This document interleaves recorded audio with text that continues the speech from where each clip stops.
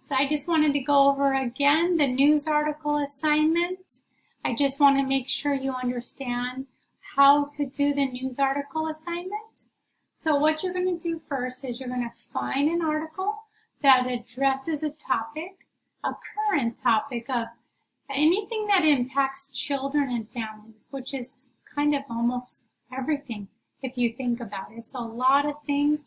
Every day there are hundreds of news events that directly or indirectly influence the child and family. So get that news article, whatever that article is. You're going to read it, you're interested in it. It does not have to be the same topic as your research paper. It could be if you like, but it does not have to be that, okay? Then you're going to go into the Mount SAC Library database.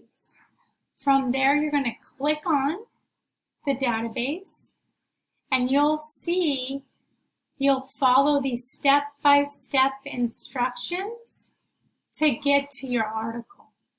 Once you follow this, and you get to your article, and you find your article, and you're good to go, what you're going to do next is you're going to download that article, like to PDF, because you're going to need that PDF to send to me in Canvas when you upload your assignment.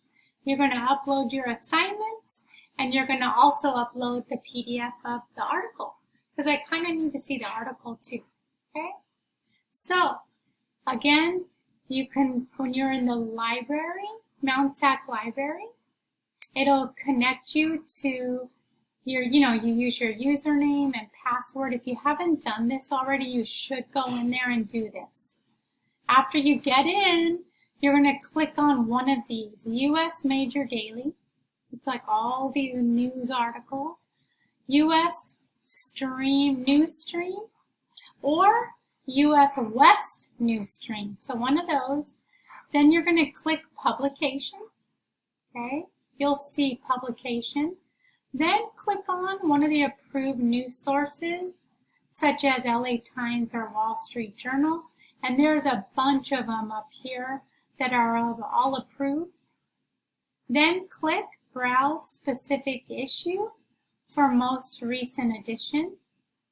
And once you find your article again, download it.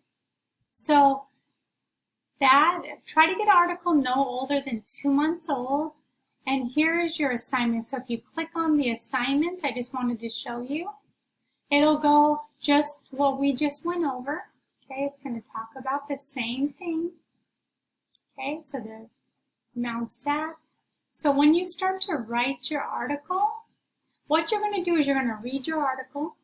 You're going to like, okay, great. So read that, know it a little. Then you're going to restate the most important information in the article in your own words. So don't copy the article, just put in your own words. You can quote, a sentence or two. But this is the summary of the article. This is the first part of your paper. Okay? So if you want to title your paper Summary of the Article, write 2 to 3 paragraphs. Next section is 2. You're going to identify each community agency. Remember we did that in our discussion post? So now in this article that you read, there's always usually a community service agency in the article. So identify each of the human service or community agencies mentioned in the article and briefly describe the services each agency provides and the agency's primary function as either preventative, supportive, or also rehabilitative. So on page 390 and 396, like in between there, that's where you're going to find this, okay? So this area, you guys, when you do you identify a community service agent, let's just say they said Whittier Police Department, okay? It could be anything, but that's some type of community service, right? So you're going to briefly explain about how did this department, what do? They serve the city, the community, where. Try to gather as much information about that as you can, okay? About that police department. You could even say, you know, who's the head of that department. So just briefly describe the services that they provide. Then you're going to say, are they preventative service? Do they provide support? Are they rehabilitative? So I would probably say definitely preventative and also probably supportive. So those two kind of go together. So again, you're going to do that and you're going to identify each one. So there's usually like at least 2 or 3, if not more, community service agencies. And then it's 2 to 3 paragraphs with that.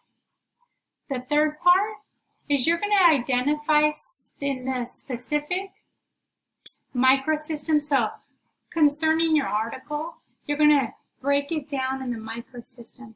Remember, the microsystem is the 5 things that affect children, and then there's layers on top of that, okay?